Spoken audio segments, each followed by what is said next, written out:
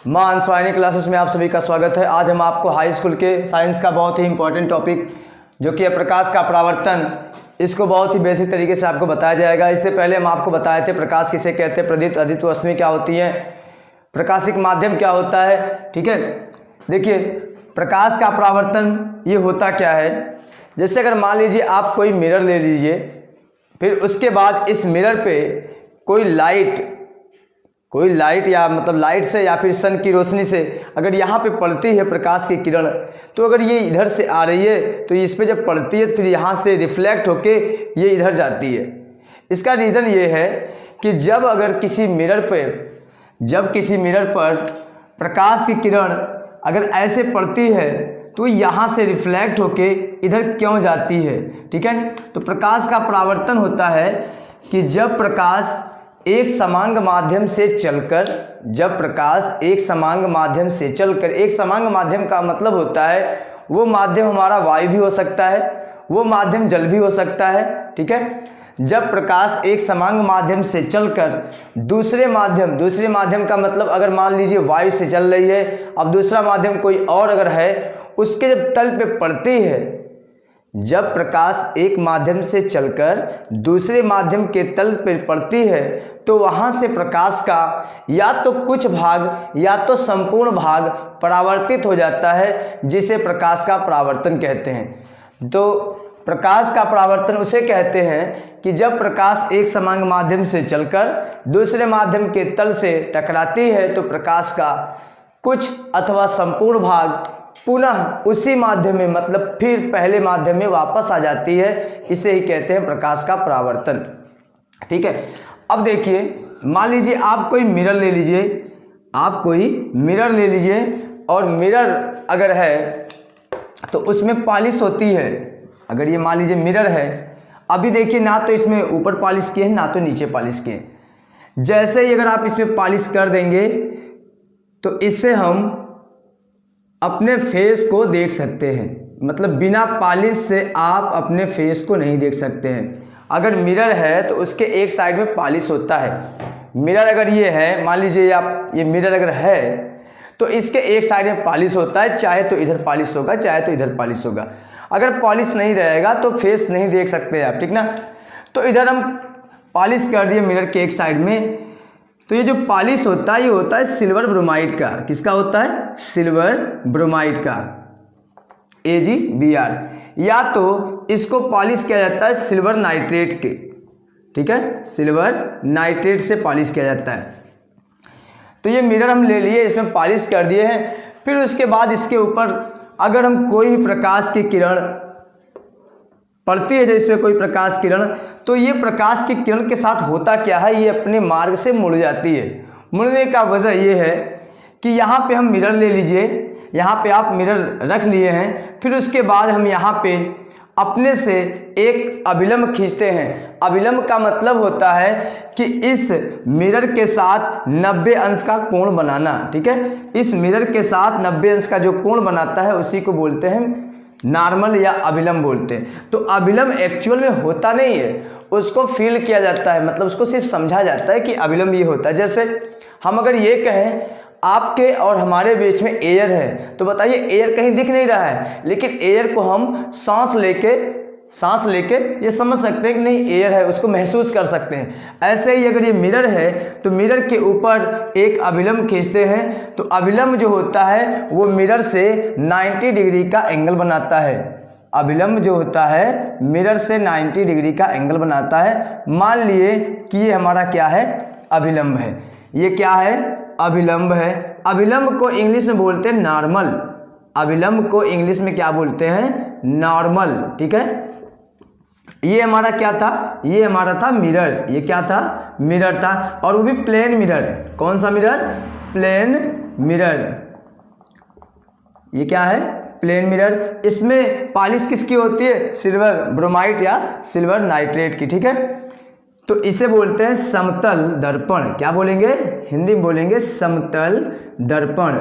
ठीक है, अब जब मिरर पर कोई प्रकाश की किरण आती है तो कोई प्रकाश की किरण का मतलब, अब चाहे आप यहाँ पे टॉर्च से इस पे प्रकाश डालिए या तो इस मिरर को ही लेके जाइए सन के सामने, ठीक ना। तो मान लिए कि यहाँ पे एक सन दिखा दिए हैं, जब सन यहाँ पे है फिर यहाँ से प्रकाश किरण आएगी, ठीक है। सन के थ्रू यहाँ से प्रकाश किरण हम दिखा दिए, मान लिए कि ये हमारी प्रकाश किरण इधर से निकल रही है, ठीक है। ये प्रकाश की किरण निकल रही है सन से। तो इसमें से हम एक अगर प्रकाश की किरण की बात करें जो मिरर पे पड़ रही है, ये क्या है, यहाँ पे आप सोर्स के रूप में, लाइट सोर्स के रूप में सन भी ले सकते हैं, टॉर्च भी ले सकते हैं। मान लिए कि यहाँ से एक प्रकाश किरण हमारी आ रही है और वो अभिलंब के इस बिंदु पर पड़ रही है, अभिलंब और दर्पण के इस बिंदु पर पड़ रही है, ठीक है। ये प्रकाश जो आ रही है, इस प्रकाश की किरण को बोलते हैं आपतित किरण। कौन सी किरण बोलते हैं? आपतित किरण,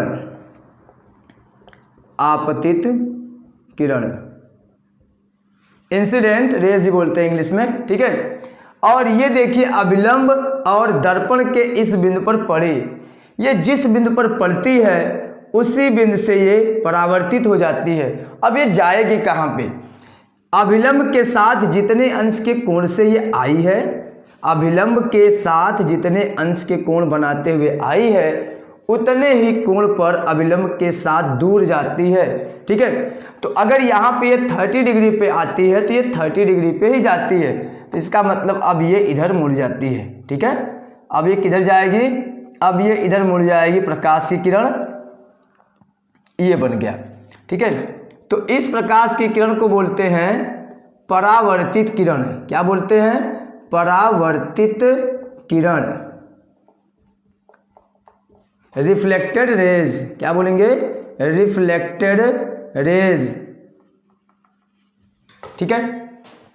तो अगर ये 30 डिग्री के एंगल पे आती है तो 30 डिग्री के एंगल पे जाती है, तो इस कोण को बोलते हैं आपतन कोण। क्या बोलते हैं? आपतन कोण। इसे क्या बोलते हैं? आपतित किरण।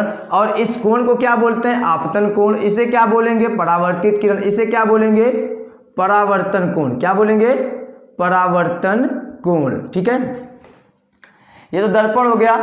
ये जो कोण होता है, ये जो कोण होता है इस कोण के बराबर होता है, ये वाला कोण इस कोण के बराबर होता है। आपतन कोण को आई से दिखाया जाता है, आपतन कोण को आई से दिखाया जाता है। आई से दिखाने का वजह यह है, इसको बोलते हैं इंसिडेंट एंगल, इसलिए आई से दिखा दिया गया।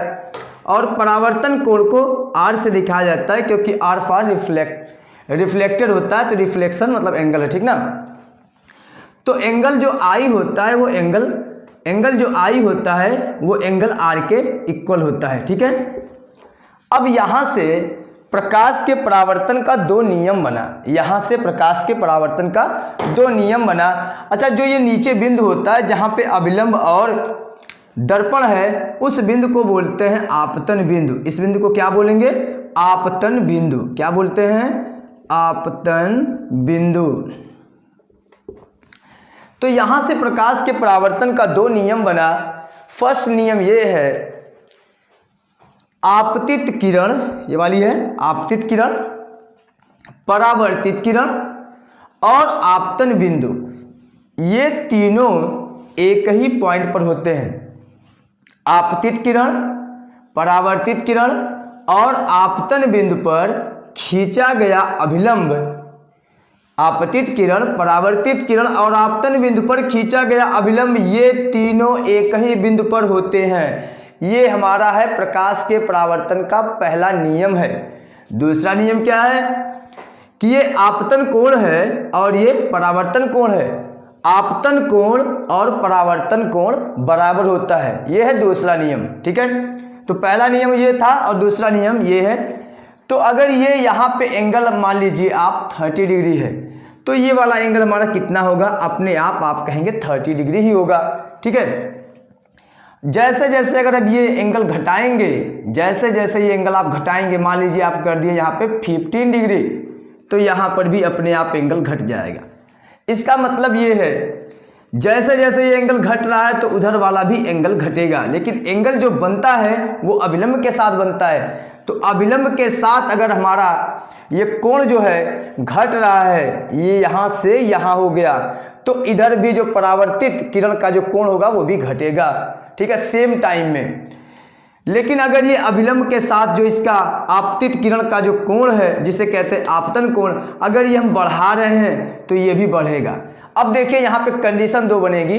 दो कंडीशन ये है कि जैसे जैसे इसे आप बढ़ाते बढ़ाते चले गए, आप अभिलंब के साथ 90 डिग्री बना दिए, मतलब अभिलंब के साथ अगर आप ऐसे कर दिए, जैसे यहाँ पे ऐसे था तो इतने एंगल पे जा रही थी प्रकाश किरण, इसको बढ़ाते बढ़ाते आप यहाँ पे ऐसे चले गए, मतलब अब क्या हो रहा है, अभिलंब के साथ आपतित किरण अगर 90 पे आ रही है तो अभिलंब के साथ आपतित किरण 90 पर जाएगी। इसका मतलब अगर कोई टार्च से अगर आप दर्पण के सामने एकदम ऐसे प्रकाश किरण पड़ती है इस पे, तो वो प्रकाश किरण रिफ्लेक्ट होके मतलब वो ऐसे चली जाती, कहने का मतलब वो अपनी दिशा में सीधी निकल जाती, वो रिफ्लेक्ट नहीं होती है, ठीक है। लेकिन अगर आप एंगल इसका घटा रहे हैं तो ये भी घटेगा। अब देखिए एक कंडीशन ऐसी आएगी कि जब आप टार्च को ऊपर से दिखाएंगे, मतलब नॉर्मल से, अभिलंब से, जब अगर आप अभिलंब से प्रकाश किरण को डालेंगे तो ये वाली प्रकाश की किरण दर्पण के जिस बिंदु पर पड़ती है, जिसे बोलते हैं आपतन बिंदु, उस बिंदु पर अगर पड़ेगी तो उसी मार्ग से वापस आ जाती है। ऐसा क्यों होता है? क्योंकि आपतित किरण हमारी अभिलंब से आ रही है, अभिलंब से 0 डिग्री का कोण बना रही है, क्योंकि अभिलंब वाली लाइन से आ रही है ना, ऐसे अभिलंब वाली लाइन से आ रही है तो 0 डिग्री का कोण बना रही है, तो वो उसी कोण से वापस चली जाती है, क्योंकि ये नियम है आपतन कोण। ये जो आपतन कोण बनता है वो आपतित किरण और अभिलंब के बीच बनता है, और जो परावर्तन कोण बनता है वो भी अभिलंब और परावर्तित किरण के बीच बनता है। तो जो हमारी आपतित किरण इधर से आ रही है अभिलंब से, तो वो उसी मार्ग से वापस चली जाती है। तो ये आपको याद रखना है कि अगर प्रकाश किरण अभिलंब से आ रही है तो वो उसी मार्ग से वापस जाती है, अगर ये अभिलंब से 90 अंश के कोण से बनाते हुए जा रही है तो ये ऐसे निकल जाती 90 अंश के कोण पर, ठीक है। अब हम आपको दोनों नियमों को यहाँ पे लिख के बताते हैं, ठीक है। देखिए फर्स्ट नियम और सेकंड नियम, प्रकाश के परावर्तन का दोनों नियम को लिख दिया गया है। पहला नियम ये है कि अगर देखिए यहाँ पे अभिलंब खींच दिए हैं ऐसे, मान लीजिए इसे दर्पण समझिएगा, ठीक है, इस दर्पण के इस बिंदु पर मान लीजिए हम अभिलंब खींच दिए, ठीक है, अभिलंब यहाँ पे है। अगर ये अभिलंब से कोई प्रकाश किरण ऐसे आ रही है तो वो उसी मार्ग से वापस जाएगी, सॉरी इसके मतलब जितने एंगल से बनाते हुए आएगी उतने एंगल से आएगी, ठीक है। तो परावर्तन का पहला नियम है कि आपतित किरण, ये जो आने वाली किरण है ये आपतित किरण, परावर्तित किरण जो ये जा रही है, और आपतन बिंदु जहां पे पड़ रही है उस पर डाला गया अभिलंब या खींचा गया अभिलंब, तीनों एक ही तल में होते हैं या एक ही बिंदु में होते हैं। ये पहला नियम है। दूसरा नियम क्या है? आपतन कोण और परावर्तन कोण आपस में बराबर होते हैं। आपतन कोण परावर्तन कोण आपस में बराबर होते हैं। तो ये आज की हमारी टॉपिक थी। अब अगली टॉपिक हम आपको अगले वीडियो में प्रोवाइड करवाएंगे। थैंक्स।